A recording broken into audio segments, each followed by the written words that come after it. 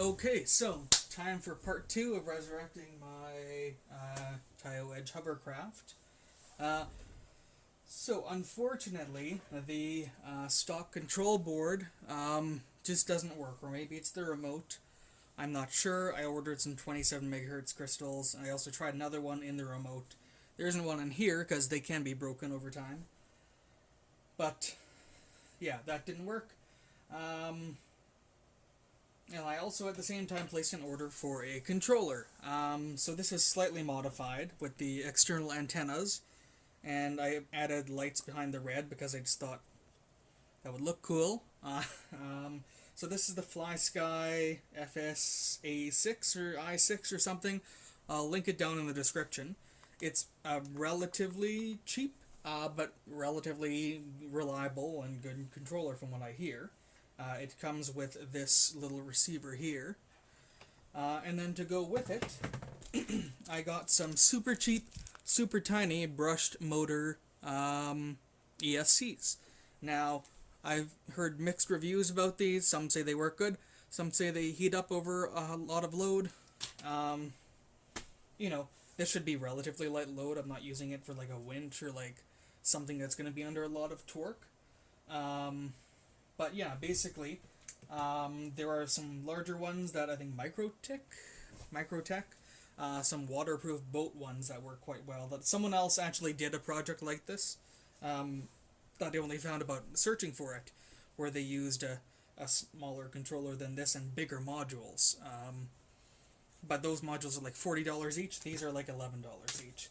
So as you can see, the receiver and the modules will all fit in there nicely with a fair bit of room. I'll still be able to close it with the other half here, so that means that it'll still be waterproof. No cutting through or anything like that to make room.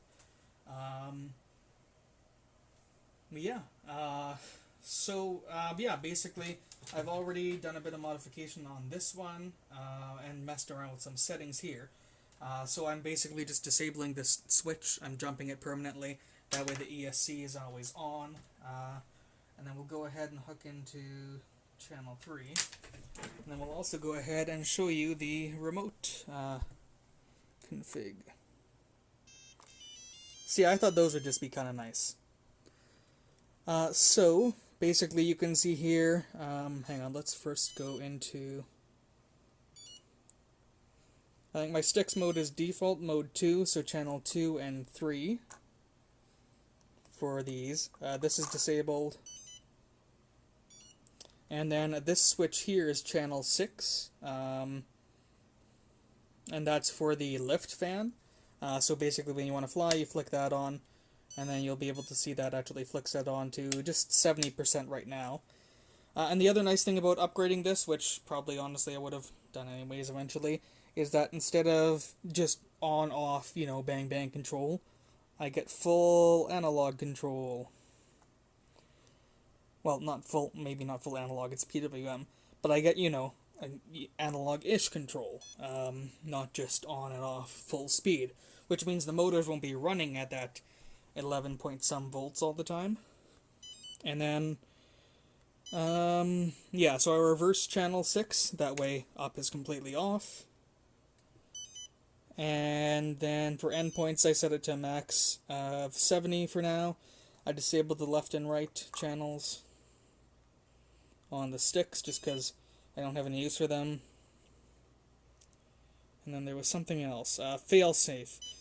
Currently that is set to negative 40%.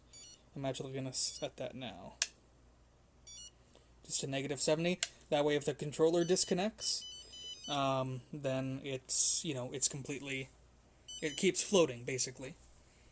But then if we go ahead back over here, I've already gone and hot glued this motor in, and I've tested briefly with one of the other motors, but I'll just test with this one for now, just to show you. So we have a connection. I think that should be on the right stick. No, it's on the left stick. So I do still have the braking mode engaged, where you can't just go right to the other direction. You have to stop briefly. But, so you can see assuming this would be like the left rotor, then you can go and get a full, you know.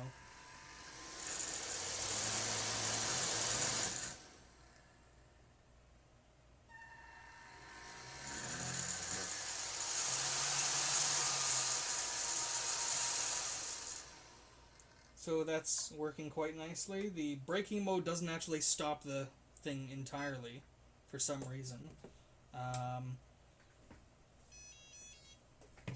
And you can see if I go ahead and stick this on channel 6. The other thing, I'm assuming this is like a standard feature of this, but when you're booting it up, if you have any of the switches that got like moved while you're carrying this thing around, it warns you. So I might want to add some auxiliary lights or something to make use of these other switches on there, because that would be nice. But then now I have it plugged into the channel that is actually just for this, to be the lift fan. So now you can see when you're ready to fly, these will always be on, and then you just turn on the skirt. And that goes right to 70%. I would have liked a way to use one of these 3-position switches to basically be, you know, like off. Let's turn this off. I would have liked one of these 3-position switches to be off, like then, you know, 70%, 100% for the lift skirt. That way I could change it depending on like the surface that I'm on. That might be cool. The one that I saw, I guess apparently the other guy who had this set up, he had the throttle set up on this, and then he had somehow the 2 motors set up so that the left and right would work, basically like that, from what I understand. And that was just throttle for the lift skirt. I'm not doing it that way. I just want to keep it a little more similar to the original and just have, you know, turn the skirt on, and then, you know, you have analog control to do steering and forward and backwards and spin in place and stuff like that. And the antennas honestly were mostly for looks, because I like it better with this. The internal antennas just, you know, it didn't have anything on the outside. So what I'm going to do now is basically wire in my ESCs and, you know, glue this in place and get it all set up and put back together. I'll probably do a couple of cuts in between, but this video I'll make sort of more jump cutty, showing the steps that I took instead of the wiring. I'll probably explain the wiring on these pins and on the body of the hovercraft, but aside from that, it'll be fairly quick. So we'll jump to when I actually have the ESCs in here and wired up with the controller and everything. So I just want to show one thing, just the way I'm modifying the ESCs. So as you can see, I'm jumping across that those pins there. Also, if you want to disable the braking function, that little jumper with the arrow next to it is apparently how you do it. You solder that and then it won't have a braking function. And then I'm also disconnecting on 2 of the ESCs the power connection, and I'm going to snip that off or tape them back. Just because, from what I can see and from what I guessed, it's not a good idea to run multiple ESCs, all powering the receiver, since the regulators will be slightly different in them, especially in cheap ones. So you only want one of them with a red wire connected to power it up, and then signal and ground for the rest of them. Okay, so I have the first ESC in there, as well as the controller, and then I have one antenna looping around there, disoriented that way, and then I'm going to try and orient the other one sort of sideways. The end will get bent over a little bit, but that should hopefully give a good signal from multiple directions from what I understand, even if it's probably at a bit of an angle. So we're just going to go ahead and do this a quick test.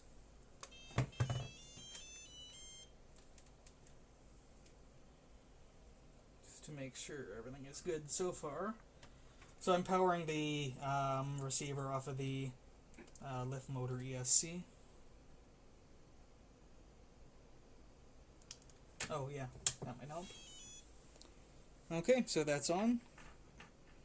ESC is blinking away in there. I'm not entirely sure why it blinks. Is that because it's not getting a... Okay, that's when it's not getting a signal. Yeah, and so then you turn on the lift motor on the controller.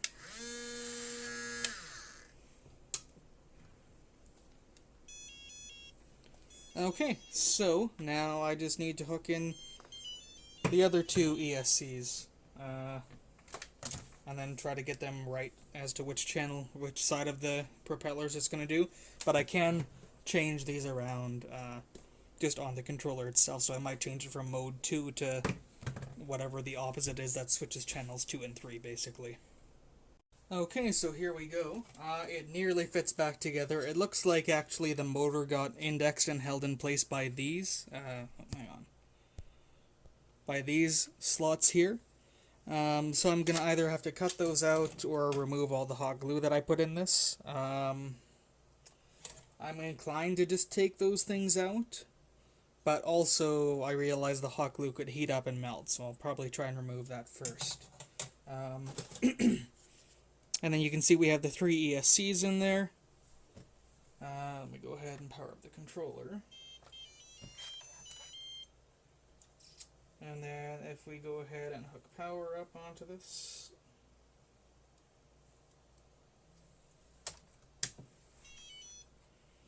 You can see everything in there is active and blinking away. So we'll go ahead and kill it for now. And so it looks like these can also take temperature and voltage sensors, so I might incorporate those in, and I can strip them down out of their casing to save room, because this isn't something waterproof. So you can see here, oh, actually, that's not wired up properly, so give me 1 minute. Okay, so you can see here how everything is wired up, basically. So it's going to be in this way. So right channel will be these 2 pins, left channel, left propeller will be these 2 pins, and then this one is actually for the antenna on the circuit board that used to be in there.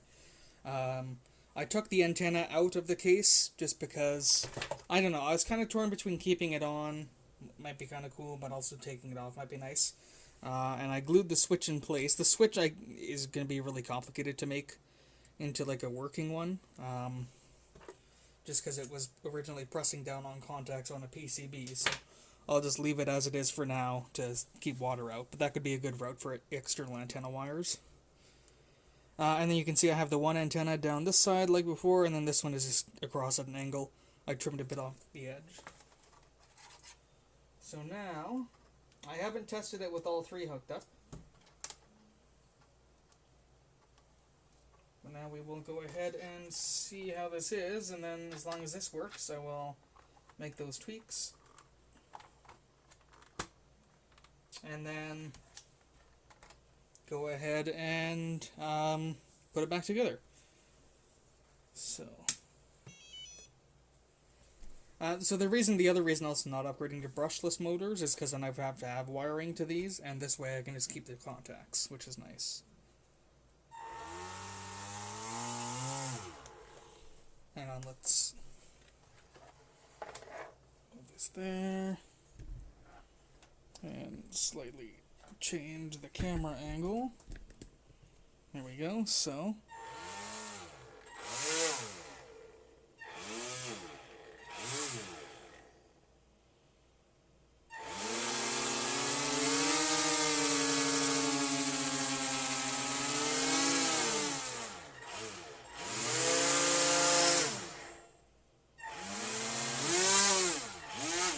all of them going at once draws enough power for it to be slightly too much for the power supply. I'm not sure if I'm liking that braking feature or not. I might kill it for the rear props. And then we also have our lift motor.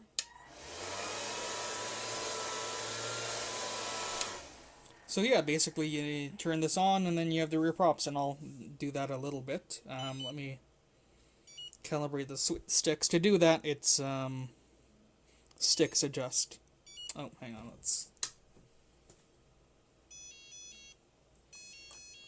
this is just to calibrate them.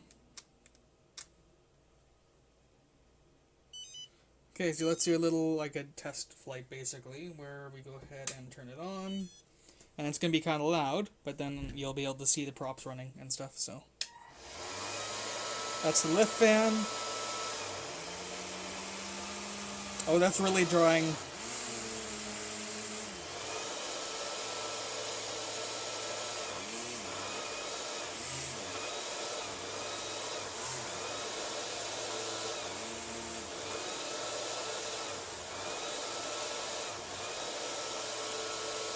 So that really draws too much power for the power supply.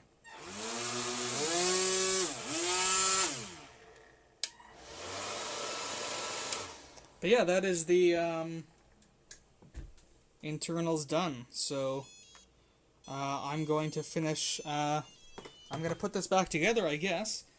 And then that's going to include part 2. I might do a test of it with it all put together just to show it working partially off the power supply. But then that's the end of part 2, and part 3 will be us, be me, with a lithium-ion battery in there. There probably won't be much to show just because it'll be easy to pop it in, but then we can actually fly, stroke drive, stroke hover this thing around. Alright, so I did some testing with just a power supply, and it doesn't have enough current, and I really doubt that I'm going to be able to find I really doubt that any of the hobby stores have one of these style connectors for the NiCad batteries. So I basically just replaced this with some wires for now. So yeah, the power supplies through little jumper cables don't have enough to power everything at once. I'm gonna hope that this maybe does. And then, so I'm going to hook it up to a battery from an AR drone. I don't have the charger for that around easily, so it's not fully charged, but we'll see how that works. I just need to grab something. Okay, so yeah, when it's powered by a power supply, I don't have enough power to basically do, forwards and backwards motion, as well as hovering, and the hovering isn't at full power, so we will just go ahead and see if this is any better.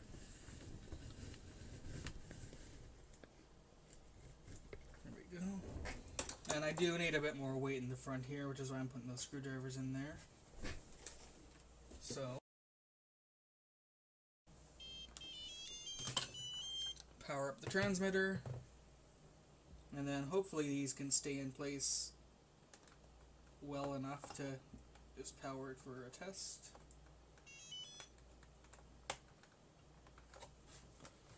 Let's see. Alright, so first test with the lithium-ion battery properly hooked up.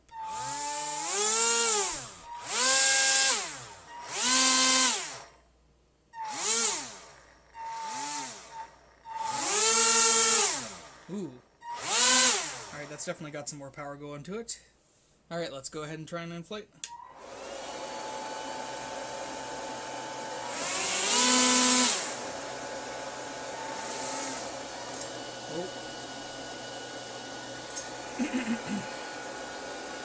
So this battery is a little low, but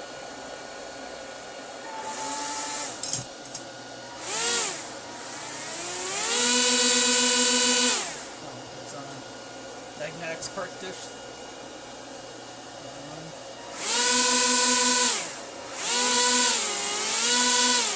So still having a little trouble going backwards. I don't know if that's because it doesn't have enough power.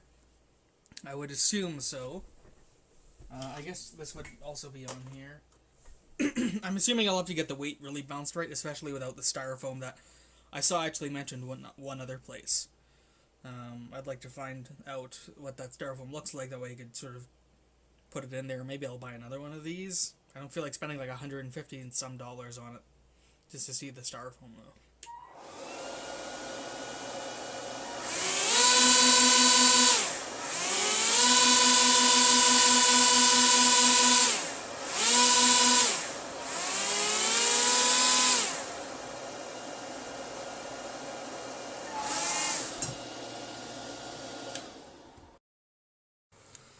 So the backwards is definitely not as good. Hang on, let's move this mouse pad.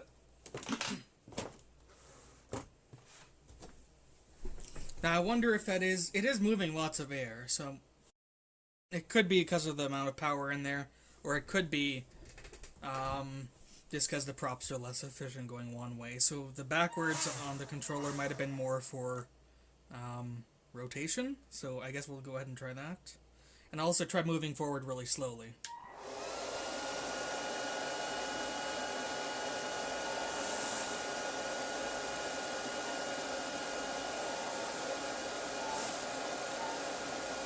That braking function is getting annoying a bit, actually.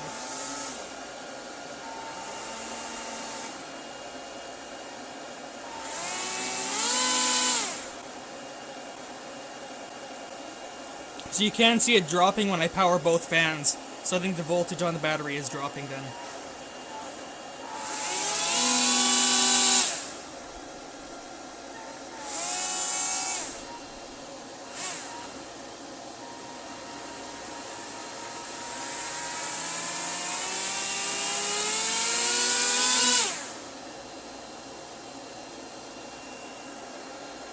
Yeah, it does seem to be slowly going down, but I mean, once I get a new battery on this, I'll see if I can find the charger and charge that one up more. That won't be part of this video. But yeah, we're real close. Once I get a full battery in there, I think this thing is actually going to go really nicely. I might need to add some weight here to balance it out or something like that. But yeah. So we'll just go ahead one more time and widen out a little bit.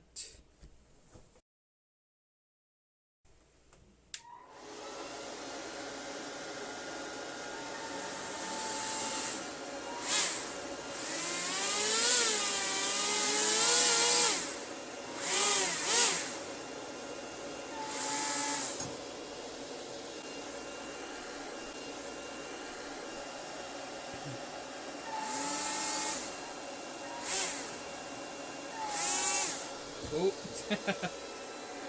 Okay.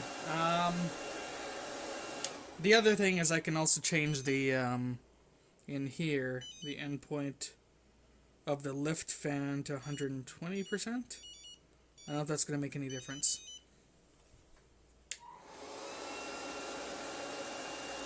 I don't think so. I think the battery's too low.